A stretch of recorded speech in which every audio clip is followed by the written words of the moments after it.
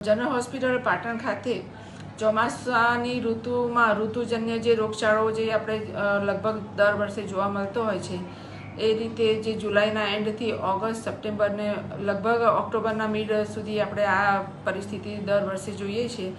એ રીતે આ વર્ષે પણ આપણને શરદી, ખાંસી, તાવ, ડેન્ગ્યુના, ડાયરિયાના, ટાઇફોઇડના એ રીતના કેસોમાં વધારો જોવા મળી રહ્યો છે.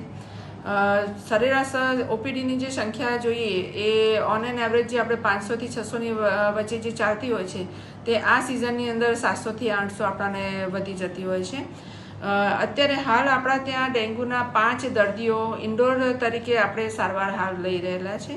ટાઇફોઇડના બી 3 દર્દીઓ આપણા ત્યાં હાલ દાખલ છે. અને આઈપીડીની અંદર જો જોવા જઈએ તો 547 દર્દીઓ છેલ્લા મહિનામાં આપણા ત્યાંથી સારવાર લઈને સારા થઈને ઘરે ગયેલ છે. ઓપીડીની અંદર જો સરેરાશ આપણે મહિનાની જે માસિક ઓપીડી જોઈએ તો 12 થી 13,000ની આપણા ત્યાં ઓપીડી નોંધાયેલ છે. આ સિઝનમાં જોઈએ તો તાવ, શરદી, ખાંસી છે, પછી ડાયરિયા છે, ટાઇફોઇડ છે, ડેન્ગ્યુ છે. ડેન્ગ્યુને ઘણા ઓછા છે, ટાઇફોઇડ બી ઓછા છે, પરંતુ તાવ, શરદી, ખાંસીના વધારે છે, જેને આપણે રેસ્પિરેટરી ઇલનેસમાં લઈએ છીએ.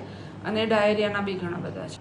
આ સિઝનની અંદર જે રોગચાળાની જે સિઝન કહીએ છીએ એમાં દર્દીઓએ ભીડભાડવાળી જગ્યાએ સામાન્ય રીતે જવાનું ટાળવું જોઈએ. અને બીજું કે જો ભીડભાડવાળી જગ્યાએ જો જવાનું થાય જ છે તો પછી એ સમયમાં તમારે માસ્ક બાંધવું જોઈએ અથવા તો તમારે રૂમાલ કે જે બી તમારી પાસે દુપટ્ટો છે એનું એ કરવું જોઈએ. બીજું કે તમારે આ ડેન્ગ્યુ મીન્સ મેલેરિયાની જે સિઝન છે એના માટે તમારે નેટ વગેરેની તમારે કાળજી રાખવી જોઈએ.